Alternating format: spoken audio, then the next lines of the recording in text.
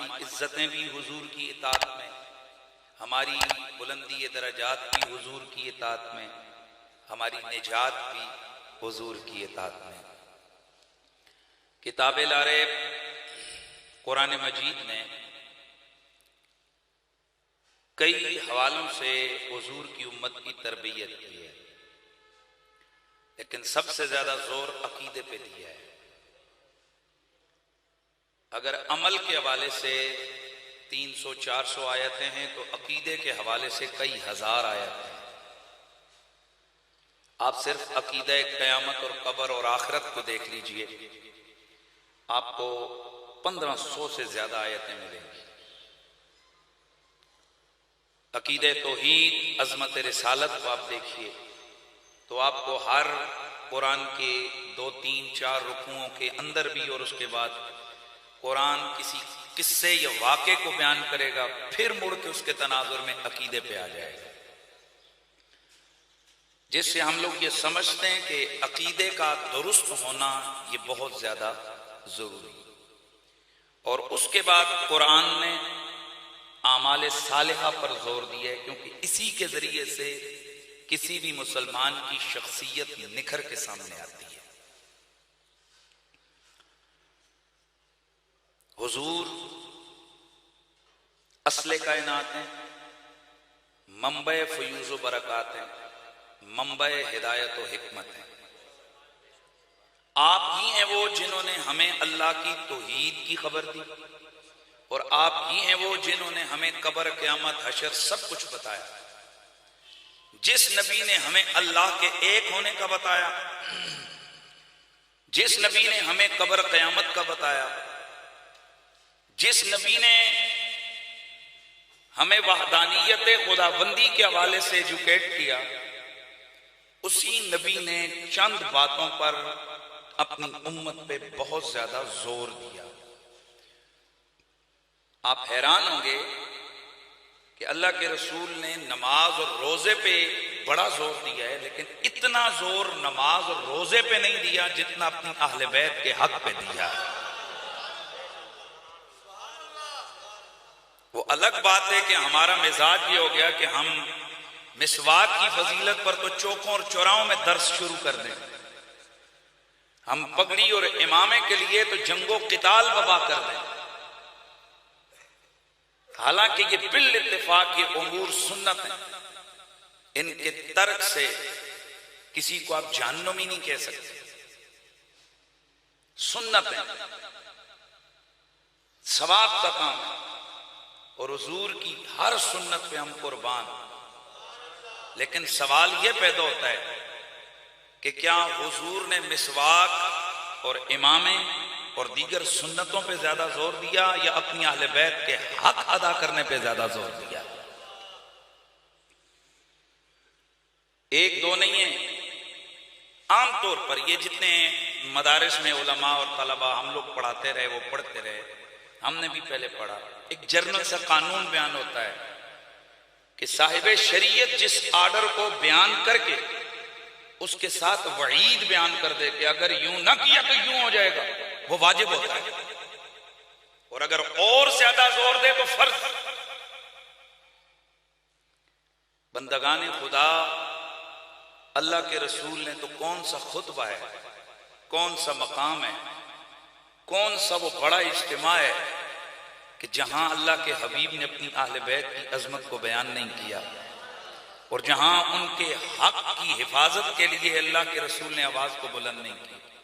कहीं तो हुजूर फरमाते हैं मैं तुम में दो बड़ी चीजें छोड़ के जा रहा हूं, एक अल्लाह की किताब लारेब है और दूसरी मेरे अहले बैत है। अगर इनमें से किसी के साथ ही वाबस्ता हो जाओगे, मेरे बाद कभी तुम गुमराह नहीं हो सकते।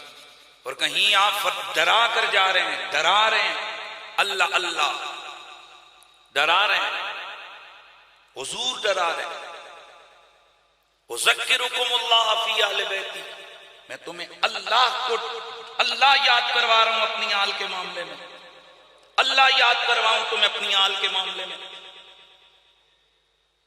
ख्याल करना मेरे बाद तुम उनके साथ क्या सलूक करते हो। और फिर अल्लाह का हबीब डरा रहे हैं अपनी उम्मत को कि वो कहीं हुजूर की आले बैत के हक में गड़बड़ न करें। और यहां तक फरमाते हैं कि जिसके दिल में एक राई के दाने जितना बुग़्ज़ मेरी आले बैत के खिलाफ हुआ, मैं मोहम्मद कसम खा के कहता हूं वो जन्नत की खुशबू भी महसूस नहीं कर सकेगा।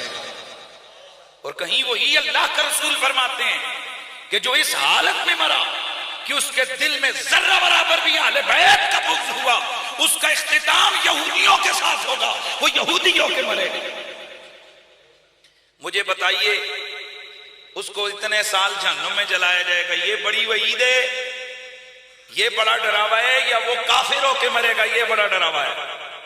तो अब मुझे बताइए कोई शक रह जाता है इस मामले में कि हुजूर की आले बैत की इज्जत, हुजूर की आले बैत की अजमत, हुजूर की आले बैत की मोहब्बत हम पर क्या है? फर्ज है। और इसमें जर्रा बराबर भी कोताही हो, याद रखिए नमाज की कोताही अगर हो जाए, तमाम हदीस और सारी किताबों में मौजूद है, आप अल्लाह से बख्शिश की उम्मीद कर सकते हैं। मेरे नबी ने फरमाया अगर मेरी आले बैत का बुग़्ज़ हुआ, कल्ब में ईमान दाखिल ही नहीं हो सकता है।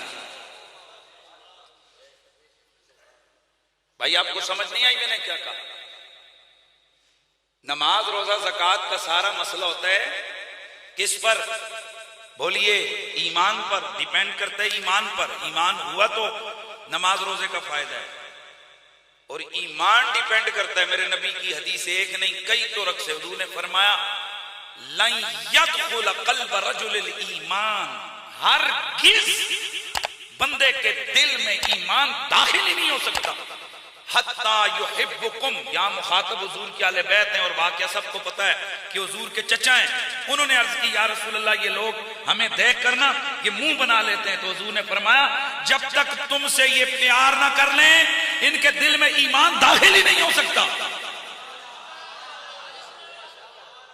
मैं आपसे पूछना चाहता हूं, चचा भी बड़ी शान वाला है, चचा भी बड़ा प्यारा है, और अगर चच्चे के हवाले से कोई गड़बड़ करे, भाई माना चचा एक इज्जत तकरीम वाला रुतबा होता है, लेकिन याद रखिए इसमें कोई शक नहीं चच्चा आले बैत में होता है, इसमें कोई शक नहीं है मां आले बैत में होती है। इस पर मैं तकरीर कर चुका हूं दलाइल के साथ।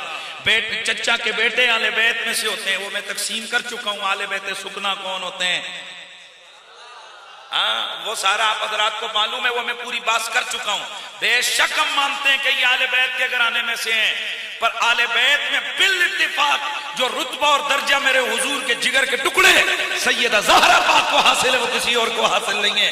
अब आप खुद बताइए, अगर चच्चा से अगर कोई प्यार न करे उसके दिल में ईमान दाखिल ही नहीं हो सकता, तो जो मोहम्मद के जिगर के टुकड़े से प्यार छोड़ उनकी बेअदबी करे वो मोमिन कैसे हो सकता है? इसलिए हम आले सुन्नत व जमात जहां बाकी अकीदे तौहीद और रिसालत पर ज्यादा जोर देते हैं, वहीं पर हम आले सुन्नत व जमात हुजूर की आले बैत की मोहब्बत, सहाबा की एहतराम और उनकी तकरीम और उनकी इज्जत पर भी हम बहुत ज्यादा जोर देते हैं, क्योंकि ये चीजें भी ईमान के लिए बहुत ज्यादा जरूरी हैं।